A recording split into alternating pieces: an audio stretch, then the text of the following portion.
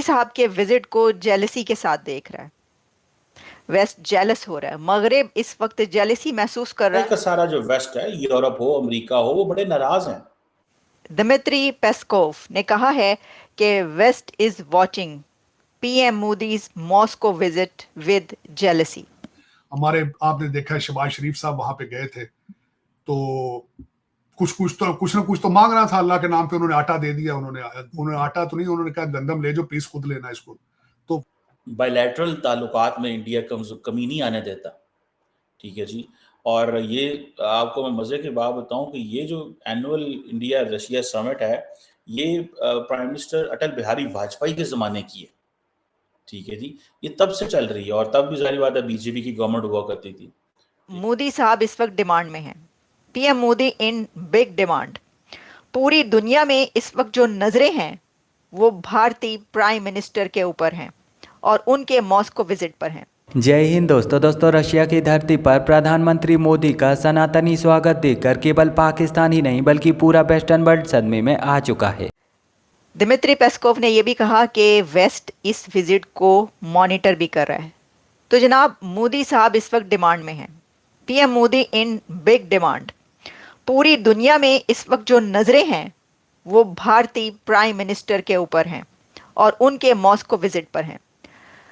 अगर आप ये जानना चाहते हैं कि ऐसा क्यों है, वैसे तो मेरा सवाल ये होगा कि जो क्रेमलिन ने ये कहा, क्रेमलिन आप जानते हैं कि जो पुतिन जहां पर होते हैं, जिस जगह पर उनके ऑफिस को और वहां के स्पोक्स पर्सन को ये कहा जाता है कि ये क्रेमलिन की तरफ से स्टेटमेंट आई, उसको क्रेमलिन बोला जाता है।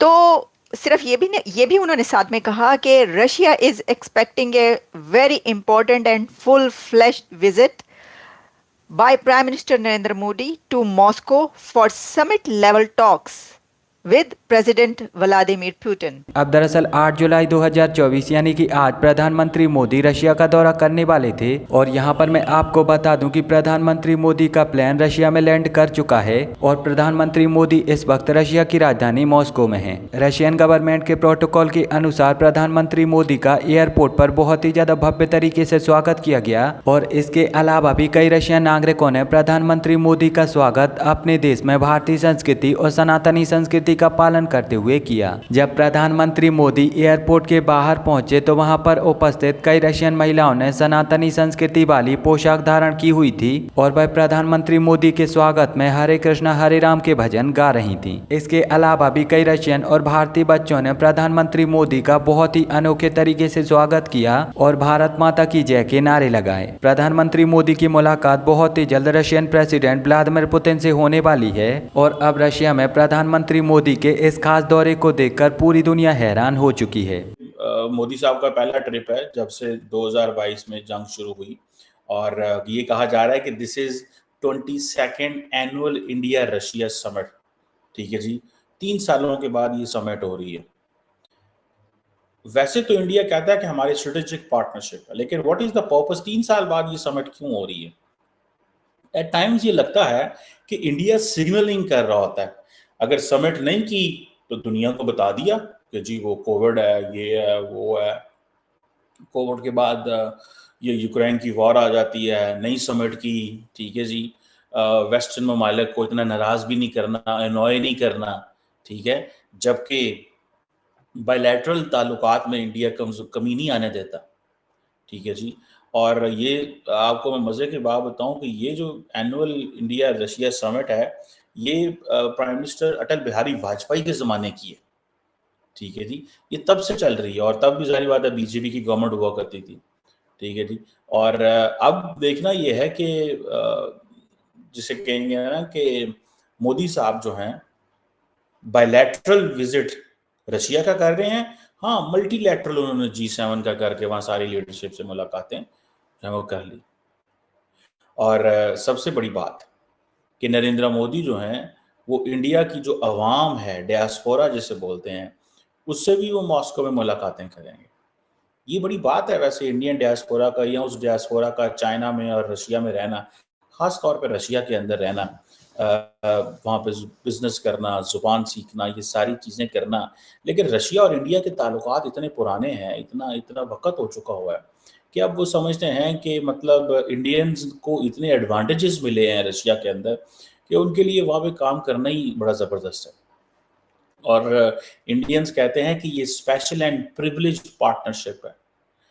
इंडिया की देखिए फॉरेन पॉलिसी की आपको मानना तो पड़ेगा।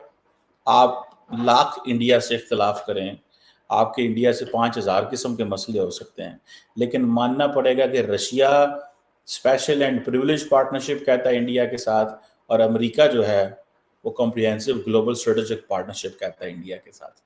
और दोनों एक दूसरे के इतने दुश्मन है कि मुलाकात भी नहीं करते, लेकिन दोनों इंडिया के साथ अपनी लाइन सेट करके बैठे हुए हैं।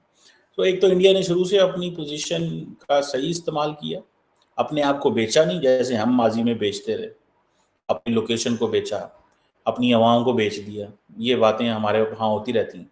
इंडिया ने ये काम नहीं किया। एंड देन अबव ऑल ये चीज़ें तो जो हुई, इंडिया ने जो चाइना के हवाले से उनके मामला सारी बातें डिफरेंट है, क्योंकि वो एक बायलैटरल मसला है, वो एक पर्सनल, वो भी इंडियंस कहते हैं कि हम तो बड़े नॉर्मल चल रहे थे, लेकिन चाइनीज़ ने LAC के ऊपर तब्दीलियां की और फिर हमें मुश्किल में डाल दिया। अब ये यहाँ से जो रशिया का ये विजिट है, जिसे वो कहते हैं ना कि इंडिया ने बेसिकली तो इंटरनेशनल कम्युनिटी को एक ही चीज़ बताई है कि यार वो हमारे पुराने ताल्लुकात हैं, नए ताल्लुकात नहीं हैं। सो हम ताल्लुकात आज मोदी साहब का जो दौरा है, एक तो ये पहला दौरा है यूक्रेन की जंग के बाद, 2 दिन की समिट होगी वहां पे, और मेरे ख्याल में 5 साल के बाद ये पहली समिट हो रही है। मोदी साहब जा रहे हैं। मेरे ख्याल में मेरी अपनी प्रेडिक्शन है कि आने वाले दिनों में फ्यूचर के अंदर इंडिया के रिलेशनशिप चाइना से बेहतर होंगे। बॉर्डर कॉन्फ्लिक्ट जो है उसको भी रिजॉल्व किया हो जाएगा, और उसके बाद मेरे ख्याल, क्योंकि इस वक्त भारत की तरक्की के लिए जरूरी है कि वो इश्यूज से निकलकर इकानमी पे तवज्जो दे इस वक्त, और उसमें इकानमी, क्योंकि उसमें ब्रेक आनी नहीं चाहिए जिस तसलसल से भारत की इकानमी ग्रो कर रही है।